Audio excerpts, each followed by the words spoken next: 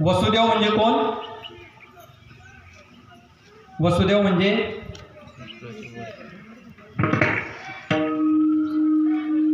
नाही, कृष्णाची वडील. वसुदेव म्हणजे कोण? भगवान श्रीकृष्णांचे वडील. आणि वासुदेव म्हणजे भगवान श्रीकृष्ण.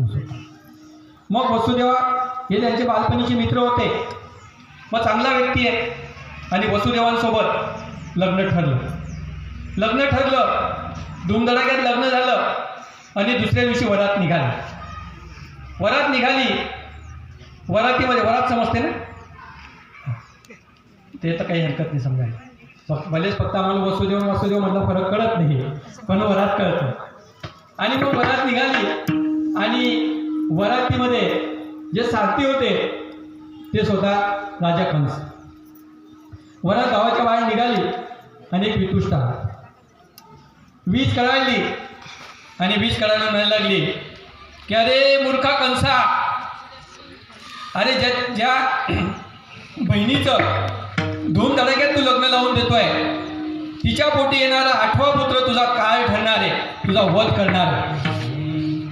हे ऐकलं आणि कंसाच्या पायात खालची जमीन सरकली. त्याने लगेच खड्ग काढलं.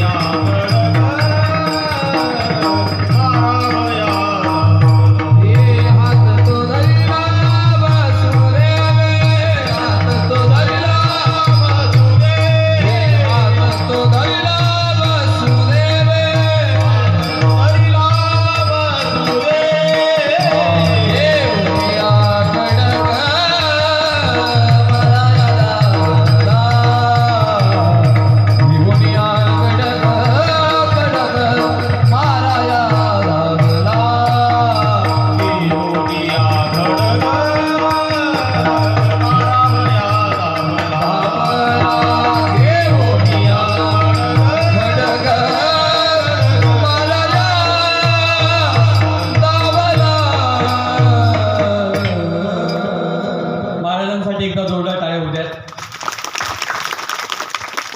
घेऊन या खड्ग आणि मारायला कंस धावला. वसुदेव पुढे आले. वसुदेवांनी हात पकडला आणि सांगितलं की अरे कंसा, तू हे काय करतोय? अरे का स्त्रीला, जिला आपण पूजा करतो, जिला आपण लक्ष्मी समजतो, अरे तिला तू मारून तिचा हत्यारा होऊन हे पाप तुझ्या डोक्यावर घेतोय? ठीक आहे, सांगितलं गेलं की हिच्या पोटी येणारा 8वा पुत्र तुझा वध करणार आहे, पण हिच्यापासून तुला काही धोका आहे का? म्हणे नाही. मग बघ, एक गोष्ट कर, आम्हाला वाटलेस तू बंदी शाळेत टाक, आम्हाला बंदिस्त कर. आमच्यापासून जे अपत्य होतील ते आम्ही तुला आणून देऊ. बरं, 8वा पुत्र सांगितलंय, याच्या 10-12 वर्ष तर होऊनच जातील. या 10-12 वर्षानंतर येणारा काळ आहे, पण या 10-12 वर्षाआधी तू आता मारून हे पाप तुझ्या डोक्यावर घेऊ नकोस. आणि त्याला ही गोष्ट पटली. आम्हाला बंदिवासात टाक, आणि बंदिवासात टाकल्यानंतर आमच्यापासून जे अपत्य होतील, जे मुलं होतील, ते आम्ही तुला आणून देऊ. त्यांना तू खुशाल मारून टाक, आमचं काही म्हणणं नाही. अरे आता पहिलाच मी याला जिवंत जरी सोडलं तर चालेल, असा विचार कंसाच्या मनामध्ये आला. आणि ही गोष्ट नारदांना कळाली. होती उसे नारद कहते हैं, जिनकी कोई बात रद्द नहीं होती उसे कहते हैं नारद. नारद मुनी की बात. गोकुळामध्ये नंदाच्या घरी माया जन्माला आलेली. मला तिथे ने आणि मायाला इथे आण. देवकी म्हणायला लागली, अरे बाळा तू सांगतोय खरं, पण हे कसं शक्य आहे? अरे तुझ्या बापाला कंसाने जपडून ठेवलेलं आहे, साखळदंडाने बांधून ठेवलेलं आहे, 4 कुलूपं लावलेली आहे, बाहेर सर्वे कडेकोट बंदोबस्त आहे, 12 वाजेपर्यंत मध्ये यमुना नदी आडवी आहे. नैवेद्य आहे. आणि अशा परिस्थितीमध्ये आपला मोबाईल तुला या ठिकाणाहून उचलणं, गोकुळात नेणं आणि गोकुळातून मायेला इथे आणणं कसं शक्य आहे? कारण बऱ्याच गोष्टी अशा असतात त्या शक्य वाटत नाही. मग हा एवढा मोठा सप्ताह या ठिकाणी होतोय, अतिशय गोड असं नियोजन केलेलं आहे. 7 दिवसापासून तुम्ही सर्व सुमधुर वाणीने हिराचंदजी महाराज यांच्या मधुर वाणीने ही कथा श्रवण करताय. सर्व व्यवस्थित सुरू आहे, पण हे सहज शक्य झालं का? नाही. यासाठी झटावं लागलं, मेहनत घ्यावी लागली, नको त्याचे पाय पडावे लागले, नको त्याचं तोंड बघावं लागलं. तुम्ही म्हणाल मग त्याच्याकडे जायचीच काय गरज होती? त्याच्या पैशांसाठी नाही, त्याने वर्गणी द्यावी यासाठी नाही, त्याकडे फक्त याच्यासाठी जावं लागलं की हा खंड पडू नये. त्याच्याकडे फक्त एवढ्यासाठी जावं लागलं की याच्यात त्याने काही वितुष्ट आणू नये, कारण की वितुष्ट आणणाऱ्यांची संख्या कमी नाही. नको त्याचं तोंड का बघावं लागलं? त्यांनी या ठिकाणी काही अडथळे आणू नयेत म्हणून त्याचं तोंड बघावं लागलं. कारण की एवढं सोपं नाही. देवाने सांगितलं मला उचला तिथे घेऊन जा, तिथून इकडे मायेला घेऊन या. एवढं सोपं होतं का? नाही, एवढं सोपं नव्हतं.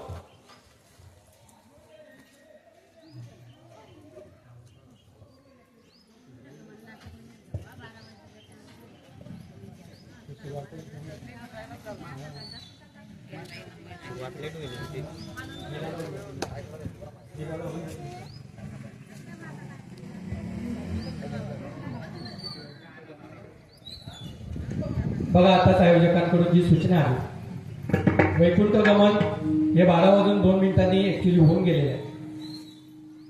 12 वाजून 2 मिनिटांनी संत तुकाराम महाराजांचं वैकुंठ गमन झालेलं आहे. आपण या ठिकाणी त्यांना अभिवादन पण केलेलं आहे. या ठिकाणी अजून वेगळं काही म्हणजे वेगळं काय करायचं होतं ते होईलच ना शेवटी. आरती वगैरे शेवटी सुरू. ठीक आहे, तरी तुमच्या म्हणण्यानुसार तुम्ही म्हणत असाल तर 20 मिनिटात काय होतं?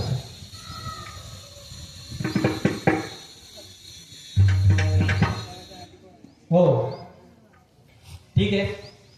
मग तिथून उचललं आणि त्यांना मायेला मथुरेत आणलं आणि भगवान श्रीकृष्णांना गोकुळेत सोडलं गेलं. त्या ठिकाणी सोडल्यानंतर त्या ठिकाणी दही होती. तिने सकाळी बघितलं. सकाळी बघितल्यानंतर यशोदा मातेच्या जवळ एक गोंडस्थ बाळ बाजूला आहे. हे पाहिल्यानंतर ती धावतच नंदराजाकडे जाते आणि नंदराजाला म्हणते, नंदघरा नंदघरा नंद भयो जय कन्हैया लाल की.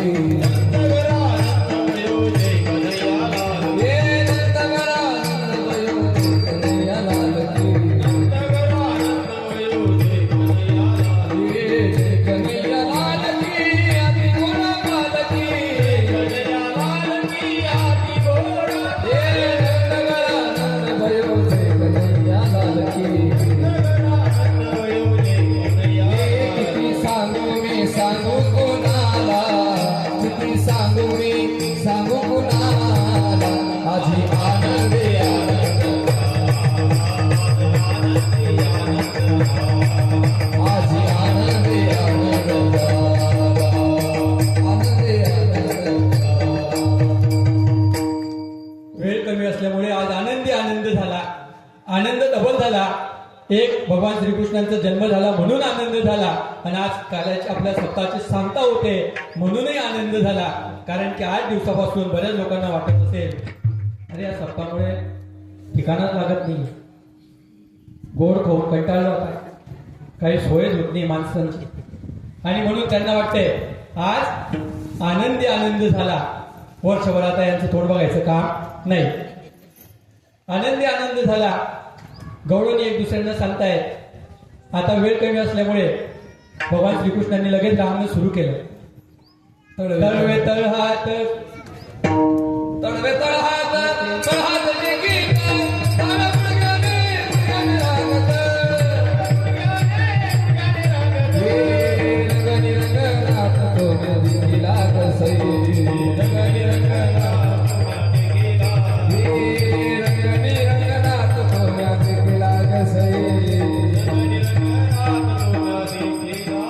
तळवे तळहात तळहात जे गीत तळवे तळहात तळहात जे गीत राम गुणगाने गुणगाने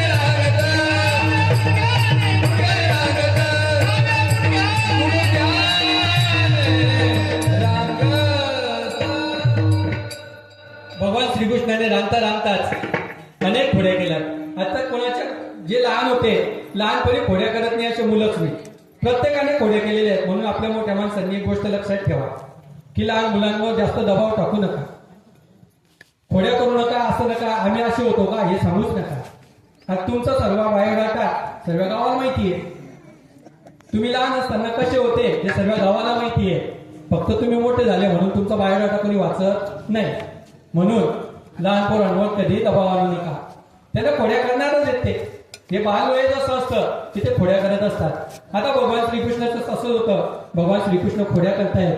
खोड्या करत असताना त्यांच्या जे बाल गोपाळ होते ते सर्वांना एकत्रित केलं आणि म्हणे का रे सर्वांच्या घरी अगदी सर्व चांगलं आहे, दूध दही तूप लोणी, आणि तुम्ही असे अडगुळे कसे येते, तुमच्या तब्येती का सुधरत नाही आहेत. आणि मग ते गोपाळ सांगायला लागले की कृष्णा अरे आमच्याकडचं सर्व दूध दही तूप लोणी आमच्या आया काय करतात मथुरेत जाऊन विकून येतात आणि आम्हाला खाऊच देत नाही. भगवान श्रीकृष्णांनी सांगितलं आणि तुम्ही मागणी करा. मुलांनी घरी मागितली पण त्यांना मार बसला. दुसऱ्या दिवशी पाय दाखवायला लागले. बघ कृष्णा तू सांगितलं आम्हाला मागायला परंतु आम्हाला काही घरी भेटलं नाही आणि मग हे आम्हाला भेटलं नाही आणि न भेटल्यामुळे आम्हाला मार बसलं म्हणून आम्ही सर्व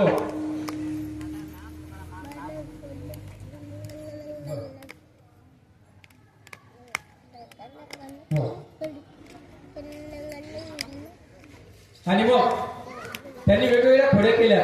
सर्व मुलांना एकत्रित केलं, खोड्या केल्या आणि या लीळा आपल्याला बघायच्या होत्या.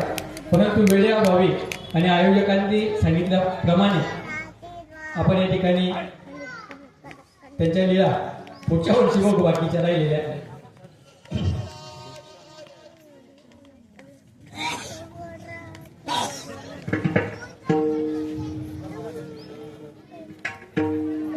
आपल्याला भोग घेण्याच्या आधी भैरवी घ्यायची.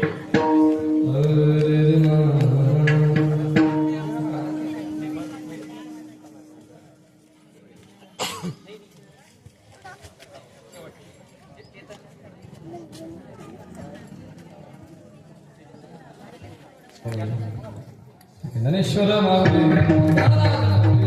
ज्ञानेश्वर माऊली ज्ञानेश्वर माऊली